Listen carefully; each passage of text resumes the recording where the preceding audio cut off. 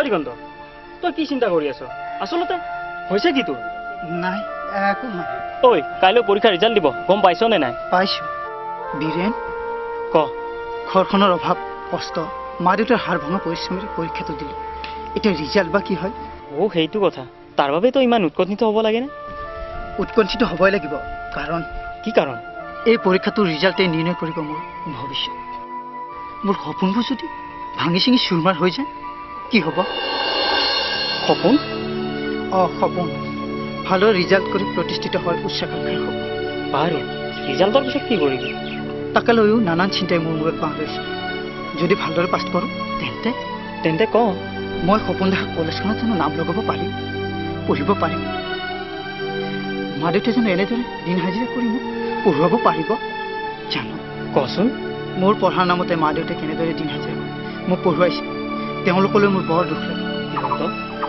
বাদ দেখে তোৰ পৰীক্ষা কেনে হৈছে মোটামুটি হৈছে পাছ কৰিব লাগে আচলতে কি জানো আমাৰ দৰে সৰু মানুহবোৰে কলেজত নাম লগাব নালাগে মা দেউতাৰ ইমান কষ্ট সেইটো তোৰ ভুল ধাৰণা দুখীয়া হৈ জন্মগ্ৰহণ কৰি শিক্ষা লাভ কৰিলেও এদিন কষ্টৰ ফল আহিবই মোৰ দৰে তোৰো মা দেউতাৰ বুকুত এক আশাৰ সপোন আছে বীৰেন সেই সপোনবোৰক আমি বাস্তৱ ৰূপ দিব লাগিব আৰু তাৰ বাবে আমি কষ্ট কৰিব লাগিব মই তাকেই ভাবিছোঁ এনেদৰে জানো মা দেউতাৰ আশাৰ সোণালী সপোনবোৰক আমি বাস্তৱত ৰূপ দিব পাৰিম সেইবোৰ সময় নহ'ব বৰলৈকে বাবা কলৈ গৈছে জানো বাহিৰলৈ ওলাই গৈছেচোন বাহিৰলৈ ওলাই গৈছে কি হ'ল আচৰিত হ'ল যে বাবাৰ পৰীক্ষা ৰিজাল্ট বোলে কাইলৈ দিব এই ঈশ্বৰৰ কৃপাত আমি ভবা ধৰণে যদি সঁচাই বাবাৰ ৰিজাল্টটো ভাল হৈ যায় তাৰ ভৱিষ্যতক লৈ তুমি কিবা ভাবিছা নেকি মানে মই ক'ব বিচাৰিছো এই ডাক্তৰ ইঞ্জিনিয়াৰ মাষ্টৰ এনে কি হ'লে তুমি বাৰু সুখী হ'বা আমাৰ নিচিনা দুখীয়া মানুহে সন্তানৰ ভৱিষ্যতক লৈ কি ভাবিব পাৰোঁ সি এজন ভাল মানুহ হোৱাটোৱে মই বিচাৰোঁ মুঠৰ ওপৰত আমি তাৰ বাবে কৰিবলগীয়া দায়িত্বখিনি কৰি যাব লাগিব তাৰ পাছত বাকীখিনি তাৰ ভাগ্যৰ ওপৰত নিৰ্ভৰ কৰিব আপুনিনো কি ভাবিছে সঁচা কথা ক'বলৈ গ'লে মই তাক এজন সৎ ডাক্তৰ হিচাপে গঢ়ি তোলাৰ সপোন দেখি আছো ডাক্তৰ আৰু এনেদৰে পৰিশ্ৰম কৰি যদি সঁচাই মই তাক ডাক্তৰ হিচাপে গঢ়ি তুলিব পাৰো নহয় তাক কিন্তু মই কেতিয়াও এই চহৰত চাকৰি কৰিবলৈ নিদিওঁ তেন্তে মই তাক আমাৰ এই দুখীয়া নিচলা গাঁওখনতেই চাকৰি কৰি সেই মানুহবোৰক সেৱা শুশ্ৰূষা কৰাটোহে বিচাৰিম তাক ডাক্তৰী পঢ়াবলৈ আপুনি টকা ক'ত পাব বহুত টকা নালাগিব জানো শুনা সাবিত্ৰী এই নীলকান্ত হাজৰিকাৰ মনৰ সাহস এতিয়াও কমি যোৱা নাই মনৰ সাহসে কাম কৰে সাবিত্ৰী কাম কৰে মোৰ বুকুত সাহস আছে সাবিত্ৰী বলো কমি যোৱা নাই তুমি নেভাবিবা আৰু তাক ডাক্তৰী কৰি গঢ়ি তোলাৰ বাবে প্ৰয়োজন হলে মই মোৰ জীৱনটো উৎসৰ্গা কৰিবলৈ প্ৰস্তুত আছো সেইবোৰ কথা আৰু তাৰ বাবে মাথো তুমি মোৰ লগত থাকিবা আৰু এখন যুদ্ধ সেই যুদ্ধত মই এজন শক্তিশালী সেনানী মোৰ জীৱনৰ শেষ মুহূৰ্তলৈকে মই যুঁজি যাম সাবিত্ৰী মই কেতিয়াও হাৰি নাযাওঁ আপুনি কান্দিছে নাই কন্দা ৰবা কিবা দেখোন হঠাৎ চকু পানীখিনিও ওলাই আহিব বিচাৰিছে অতীতত পাৰ হৈ যোৱা সেই দুখৰ দিনটোৰ কথা তোমাৰ বাৰু মনত আছেনে সাবিত্ৰী মাত্ৰ এটা দিনৰ জ্বৰতেই আমাৰ কাকলি মাইনাজনীয়ে মাত্ৰ 5 বছৰ বয়স আমাক এৰি থৈ গুচি গৈছিল সেইবোৰ কথা আৰু আমাৰ অঞ্চলত ডাক্তৰ নাই আৰু আমাৰ এই চহৰৰ পৰা ডাক্তৰ মাতি অনাৰ পইচা নথকা বাবে সেই কটমানি মাইনাজনী আমি জীয়াই ৰাখিব নোৱাৰিলো আমাৰ গাঁওখনত এজন ডক্তৰ থকা হলে তাই আজি কিমান ডাঙৰ হলহেঁতেন তাই আমাক চাহ ভাত বনাই খুৱাব পাৰিলেহেঁতেন হ'ব দিয়ক আৰু তোমাক কৈছো মই সেইকাৰণেই বাবু এজন ডাক্তৰ হিচাপে গঢ়ি তোলাটোৰ সপোন এটা দেখি আছো বলক এতিয়া সেইবোৰ ভাবি থাকিব নালাগে মনটো বেয়া হৈ পৰিব দেউতা তই আকৌ কলৈ গৈছিলি ৰঘুচাৰৰ ঘৰলৈ গৈছিলো বাটত অনুপমক লগ পালো তাতে অলপ পলম হ'ল বল বল এতিয়া ভিতৰলৈ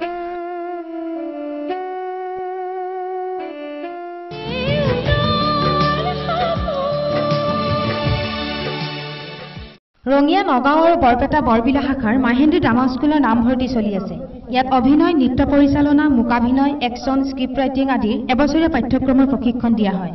ইচ্ছুক ছাত্ৰ ছাত্ৰীয়ে তলৰ ঠিকনাত যোগাযোগ কৰিব পাৰে। আমাৰ ঠিকনা Mahendri drama school, Bhutan road, Rangia ward number 5, জিলা কামৰূপ অসম। মোবাইল নম্বৰ 9864140803, 9435111886 আৰু মাহেন্দ্ৰী ড্ৰামা স্কুল বৰবিলা, শাখা বৰপেটা, জিলা বৰপেটা অসম। মাহেন্দ্ৰী ড্ৰামা স্কুল নগাঁও শাখা, আমোলাপট্টি কলংপাৰ GB ৰোড, জিলা নগাঁও অসম। Mobile number 9864162605।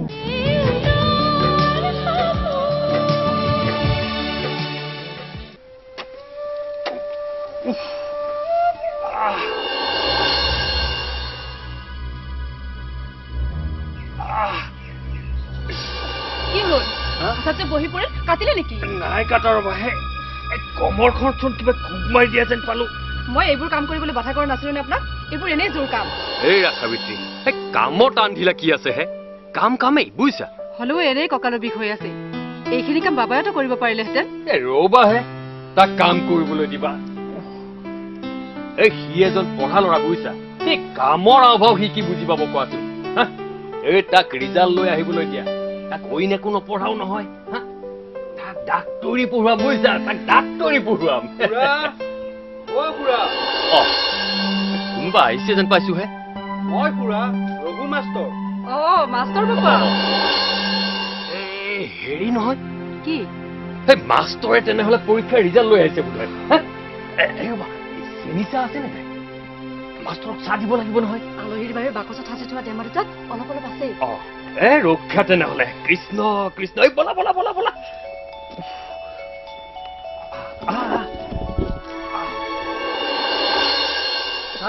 আপুনি এইখনতে বহক। অনুপম, বেঞ্চখনতে বহচোন। মাষ্টৰৰ পৰা আহিছা? তোমালোকে খবৰ লৈ আহিবা বুলি আমি দুয়োজনে আজি কামকে নগলো নহয়।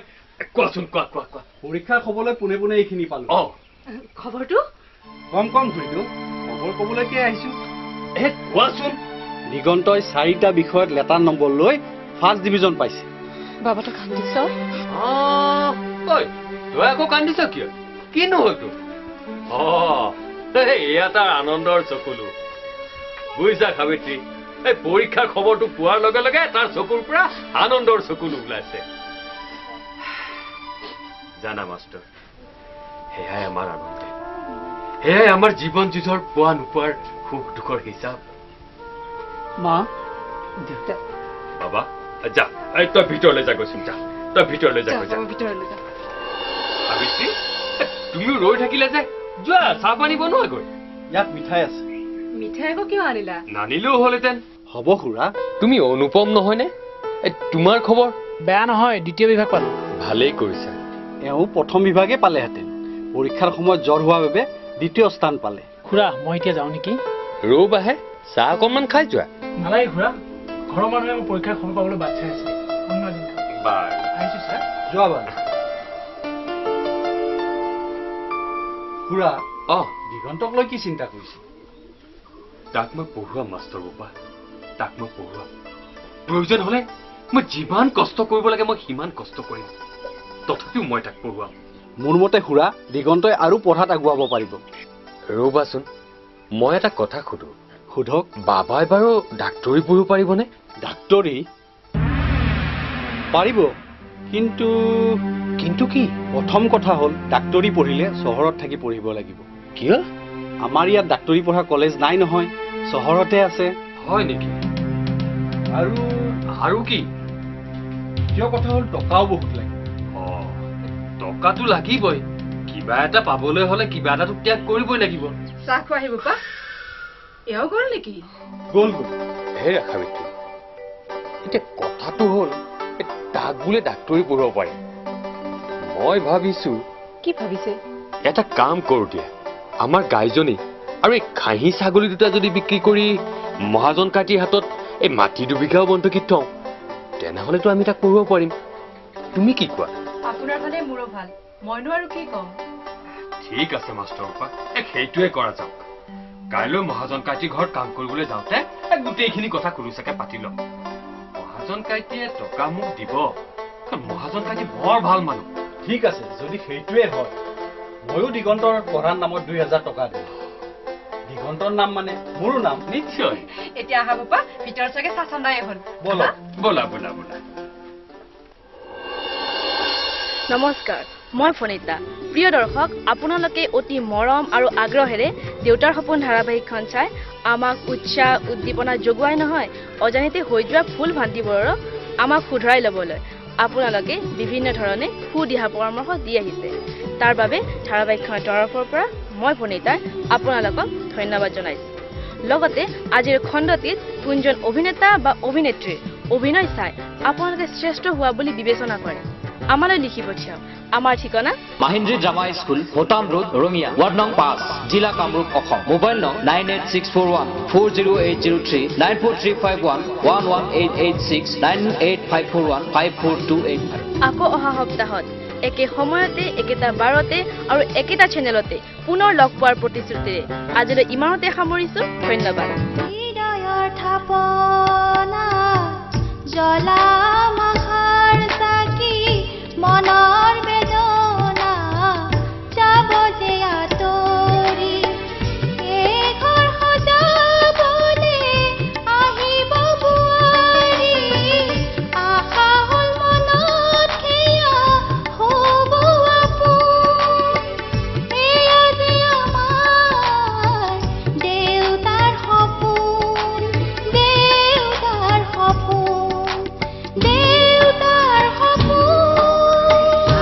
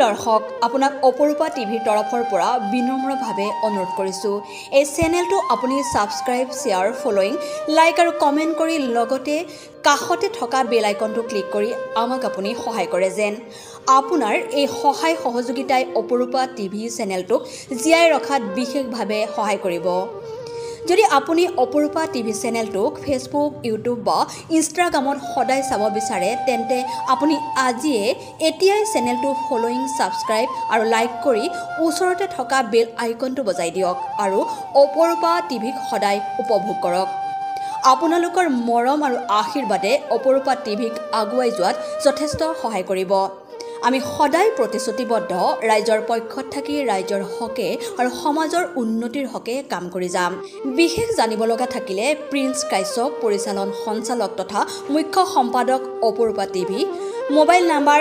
8135819868 নম্বৰত যোগাযোগ কৰিব পাৰিব ধন্যবাদ